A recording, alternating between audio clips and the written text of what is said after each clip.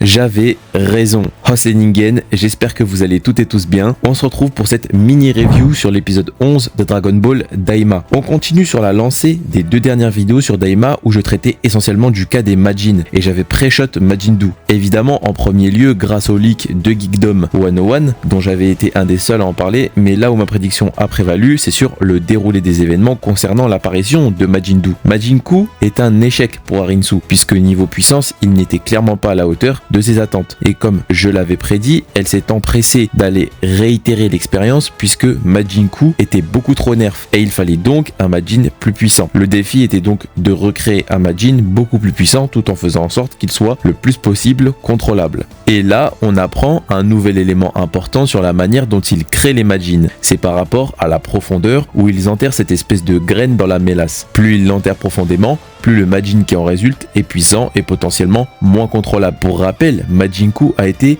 le résultat donné après avoir enterré la graine à 5 cm. Par prudence, Marba voulait donc réitérer l'expérience en testant 10 cm. Mais Arinsu, connaissant la puissance du Tamagami numéro 1, a décidé de tester 20 cm pour Majin Buu. Donc on peut se dire que la puissance du Majin augmente proportionnellement à la profondeur de la graine. Et on peut donc estimer que Majin Buu est 4 fois plus fort que Majin Buu. Et donc il pourrait se rapprocher du gros bout, que ce soit par son caractère et sa puissance. Intéressant à noter, enfoncer la graine plus en profondeur ne rend pas seulement le Majin plus puissant, mais le fait aussi ressembler de plus en plus à Buu, que ce soit au niveau des habits, mais aussi de l'espèce de crête qu'il a sur le crâne.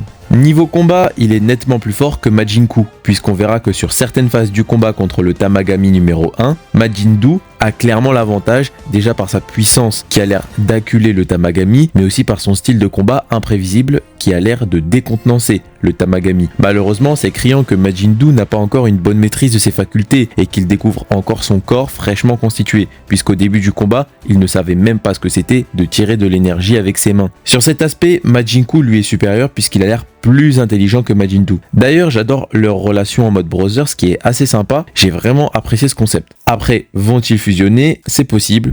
À voir. Pour la suite du combat, on est tous d'accord que Majin Buu a beaucoup de chances de l'emporter, mais ça on ne le saura que la semaine prochaine. Concernant le combat de Vegeta, on a eu trop peu de scènes pour avoir vraiment beaucoup de choses à dire, donc j'attends la semaine prochaine également. Ma théorie c'est qu'il va passer en Super Saiyan et exploser son ki pour sortir du ventre du Kraken. Mais Ningen, on arrive à la fin de cette vidéo au format peu condensé. Si encore une fois vous aimez le concept et que vous avez apprécié cette vidéo, n'hésitez pas à liker et à vous abonner pour voir la suite. Et moi je vous dis à la semaine prochaine. Jane Ningen.